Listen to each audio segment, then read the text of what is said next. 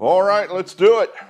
Eric Arnold back in the sports barn here. It's Friday, late afternoon, probably around 5 o'clock.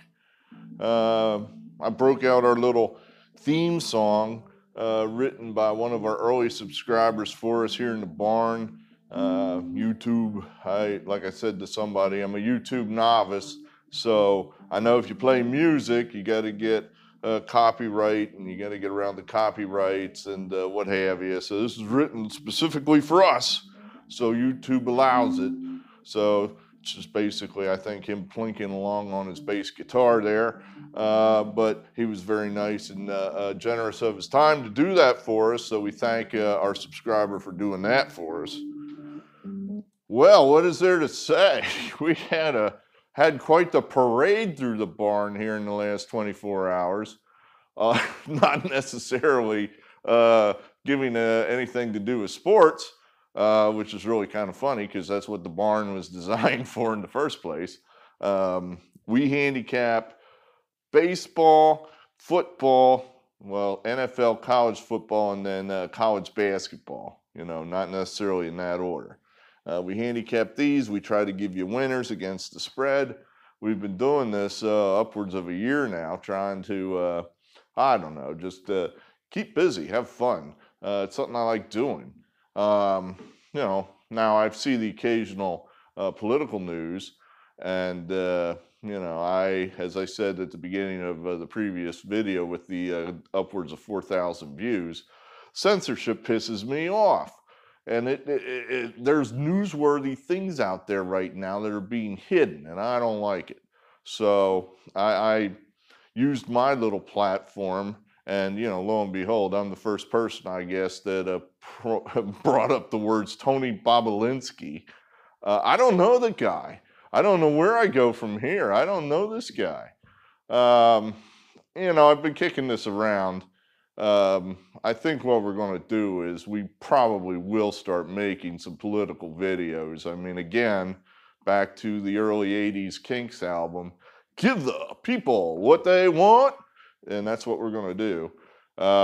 Definitely going to make some political videos. This is not going to be one of them. We're just going to give you our weekend NFL picks here. I don't want to cross over too much. I do want to thank all our new subscribers.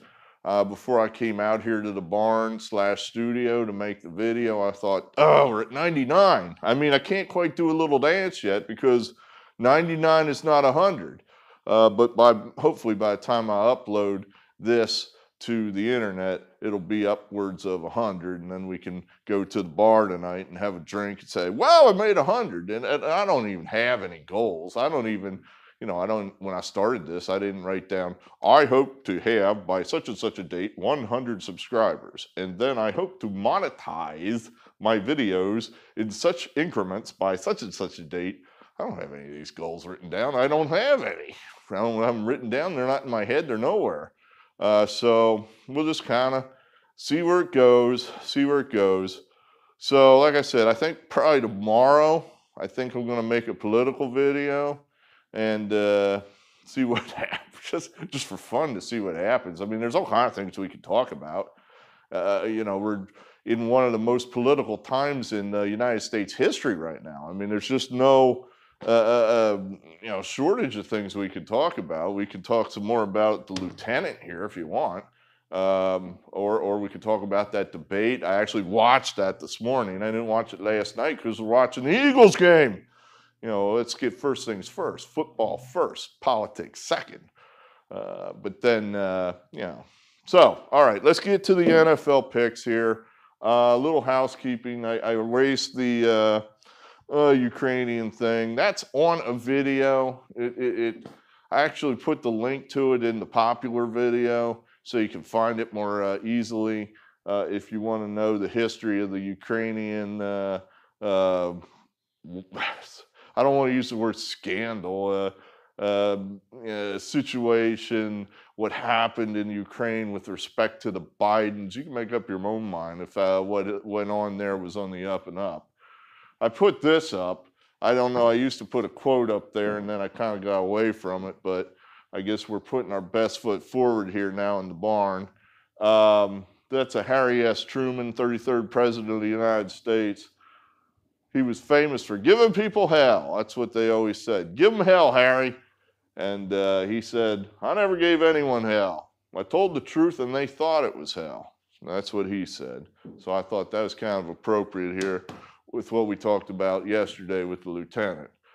All right, so what happened? It was a good night for me. I mean, you know, freaking 4,000 views, and then our 2 picks won, believe it or not. The Eagles did not cover, but they won. That's even the best case scenario because I'm an Eagles fan. So Eagles win, but do not cover. Yeah, because I had the Giants. And then our college game, Appy State, easy winner. So 2 W's there. We're happy about that. I saw something last night. If you don't watch football, if all you Trump people, I imagine, were watching the debate. I saw something I've never seen before. I'm 52 years old. And it seems like you see something new in sports every week or every other week or something. They ran a naked bootleg, the Giants did, with their quarterback down around, I'm going to say their own 10-yard line. And he just whips around the end and it just breaks wide open. Nobody there. The quarterback is streaking down the field all by himself. Troy Aikman says at midfield, he's gone. I'm like, he's gone. He's at midfield. He's a quarterback. What are you talking about? And sure enough, he gets to he's at the 40. He's at the 35, the 30, the 20. He's starting to stumble. The bear is getting on him. And he crashes. He falls down. He was 20 yards clear of everybody. He could have walked backwards and scored. All he had to do is stay on his feet. Guy falls down. Unbelievable. Daniel Jones falls down. If that dude is ever in any kind of zombie movie, he is screwed if he can't run 100 yards without falling down, because zombies don't generally fall down. So he is screwed. But then they punched it in anyway, and the Giants went on to keep it close enough and win the game, or I should say win the cover. Good. All right, let's get to Sunday. Let's get you some W's here. Our best picks in the NFL aren't too bad.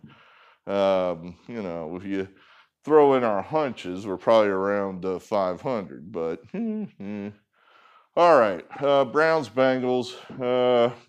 I generally try to avoid bad games. You know, bad teams.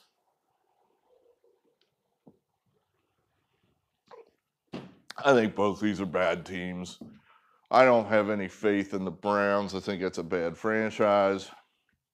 But that being said, I do think that the Browns have played well enough lately to engender, that's not even a word, to earn some level of respect.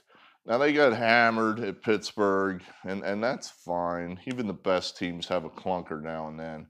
So I think that's going to reset the Browns a little bit now, and they're going to come out focused down there at Cincinnati. It's a divisional game. I think the Browns are just better than the Bengals. You know, there's a lot of talent on that Browns team. And, you know, as much as I hate to give them any credit, they do seem to be gelling just a little bit.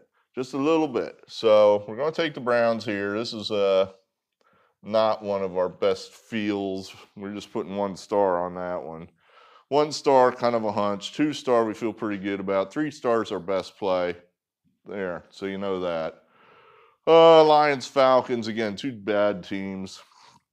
But we like playing against these interim coaches. I guess Raheem Morris, now the coach of the Falcons after they canned Dan Quinn. The Lions have played okay on the road this year. I mean, they got a win at Arizona. They just won a game last week at Jacksonville. They played pretty close against the Saints. They even were ahead for a little bit at Green Bay and then kind of fell apart. So I kind of, we're leaning here to Lions. Definitely like the Lions here. You know, the Falcons, you know, I just think that's a dead team. Get my notes up here. 1 star here with the Lions. Not a real big feel on that one. All right. Rusty Hall. We say that every time we have a top pick because he doesn't pay attention. So we have to like throw erasers at the back of his head in class. He's sitting in the back room there, and we got to throw things at him to wake him up when we have a top play. And this is a top play right here. The Bills going in to the New York Jets. The New York Jets are winless. They have not covered the line all year. They're the worst team in the NFL. The Bills coming off a bad loss to the Kansas City Chiefs. So without a doubt, this is a best bet. We want the New York Jets. You better believe it. Jets, Jets. And now you're thinking, well, all right, shut it off. This guy's crazy. He's lost it. He never had it to begin with. No. This is, don't doubt me here, the Jets. This is your play. The Bills coming off a short week. The Jets getting back their starting quarterback, Darnold, who makes them credible. He makes them an NFL team instead of a bad high school team. So we don't. And the Bills play the Patriots next week. How on earth can they take this team seriously? How on earth are they going to bring their A game? No, I don't think the Bills are going to be ready here at all. This just strikes me as a place where you don't want to play bad teams unless you're getting paid to. And we're getting 10.5 points at home here. I'm getting a divisional game. Usually those are awful tight, they're hard fought. Everybody hates each other. They're just a little closer than other games. I'll take the 10.5 and hope to lose 10-0. So that's what we're doing there. Jets, that's one of our best plays. It sounds crazy, but I feel okay about that one. We like the Packers. We've been riding with the Packers pretty well this year. When we play them, they win. When we play against them, they lose. We got them for 2 stars here down at Houston. Just basically, this is just a play on, we don't like interim coaches. Romeo Crennel down there in Houston. We'll take the LaFleur kid over Crennel, but more accurately, we'll take Aaron Rodgers over Deshaun Watson.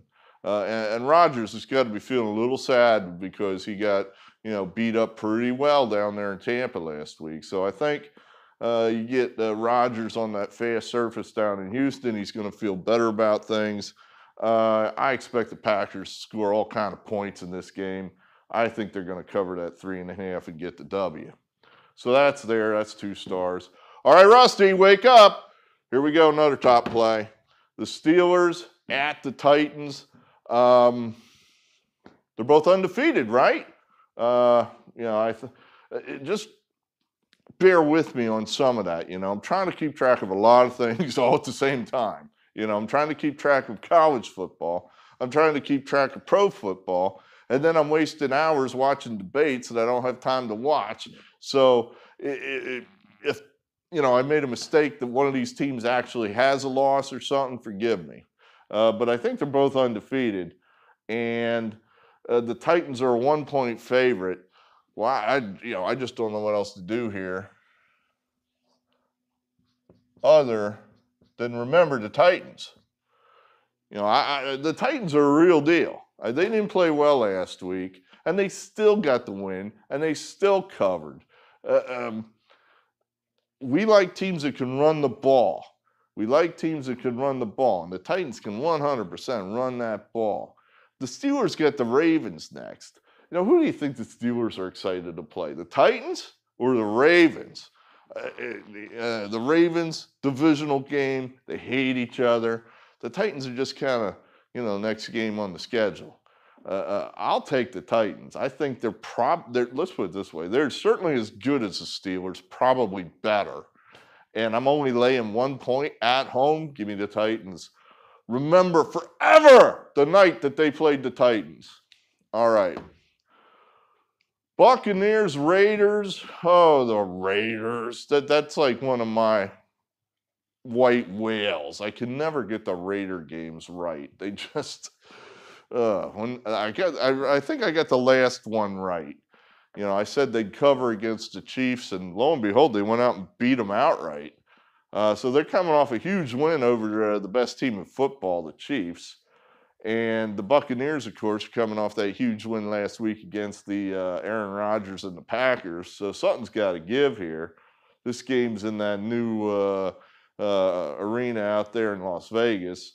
God help us. Jack Hewitt will be excited. He's our Raider fan. But we're going to take the Raiders. Let's put it this way. If that game against the Chiefs was not an anomaly, if that actually is where the Raiders can play, they're going to win this game easily because the Chiefs are better than the Buccaneers. If their top end is just, not even that good, if it's short of that, they should win this game. I'm getting 4 points. I don't even have to win this game. I could lose by a field goal, which happens all the time in the NFL. So, I could take I could take any kind of 23-20 loss. I'd be fine with that. We covered the number. But we're going to take the Raiders. All right, what else we got here? All right, Niners, Patriots. Do you know the Patriots are 2-3? I can't do anything here but take the Patriots. I don't believe it. I don't believe that Bill Belichick is going to go 4-12. I just don't believe it. He has, the Niners in front of him. He's 2-3. He's coming off a bad loss to the Broncos. They didn't look good. They had a bad loss to the Chiefs. They made stupid mistakes against the Chiefs. Next week, they've got the Bills, and they could be looking at 2-5. This is a Bill Belichick team. That sort of thing doesn't happen. So I'm just going to say that's not going to happen. It's not going to happen. Things happen all the time that you say is not going to happen. So, but I think one of the main reasons we like this game, I don't like the fact that they're playing. Well, let's put it this way. I don't think the Patriots are looking ahead to the Bills. That's a team they handle routinely. I don't think there's a hell of a lot of respect in the Patriot locker room for the Bills. So I don't think they're looking ahead to the Bills.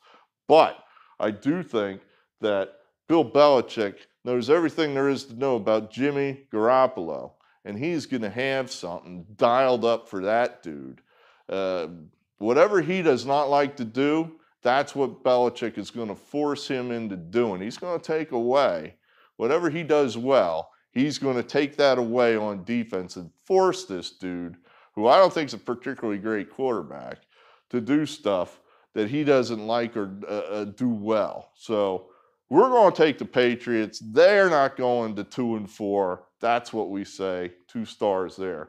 All right, last and probably least, we got the Jaguars at the Chargers, 2 losing teams. I got that written down there wrong. What am I doing here? We got the Chargers as a underdog. The Chargers are at home. The Chargers are favored by 7.5. We like the point, that extra hook. We'll take the Jaguars. We'll take Gardner Minshew. I mean, what's the difference between Gardner Minshew and Justin Herbert or Hebert? What is it? Herbert, I guess.